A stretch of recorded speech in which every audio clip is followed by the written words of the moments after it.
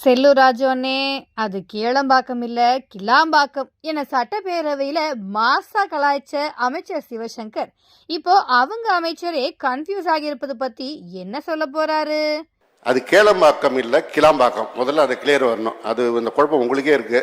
திருச்சியில செய்தியாளர்களை சந்திச்ச அமைச்சர் KN Nehru Kilambakkam bus stand குறித்த கேள்விக்கு பதிலளிச்சப்போ கிளாம்பாக்கத்துக்கு பதிலா கேளம்பாக்கம்னு உளர்னாரு. முடிஞ்சாதான் கேளம்பாக்கம் மாதிரி இருக்கக்கூடாது. முழு கேளம்பாக்கத்தில் கொஞ்சம் எல்லாம் நீங்கள் விமர்சனம் எல்லாம் பண்ணுறாங்க. ஆனால் எல்லாரும் இப்போ சரியாயிடுச்சு. கோயம்பேட்டில் இருந்து விட கேளம்பாக்கம் தான் நல்லா கிளம்பாக்கம்.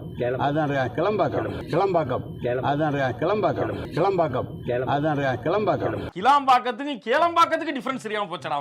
ஒரு ஸ்பெல்லிங் கரெக்டா போட தெரியல. நீ என்ன தனி பக்கத்துல இருந்த கட்சி நிர்வாகிங்க அண்ணே அது கிளாம்பாக்கம்னு சொன்னதும் ஆமா கிளாம்பாக்கம் என சொல்லிட்டு எஸ்கேப் ஆகியிருக்காரு. கிளாம்பாக்கம் கேளம்பாக்கம் பெயரால மக்கள் கன்ஃபியூஸ் ஆகுறாங்க அப்படின்னு எதிர்கட்சிகள் குற்றம் சாட்டியப்போ பங்கமா கலாய்ச்ச அமைச்சர் சிவசங்கர் இப்ப அவங்க அமைச்சரே கன்ஃபியூஸ் ஆகியிருப்பது பத்தி என்ன சொல்ல போறாரு அப்படின்னு சமூக வலைத்தளங்கள்ல நெட்டிசன்கள் கலாய்ச்சுக்கிட்டு வராங்க.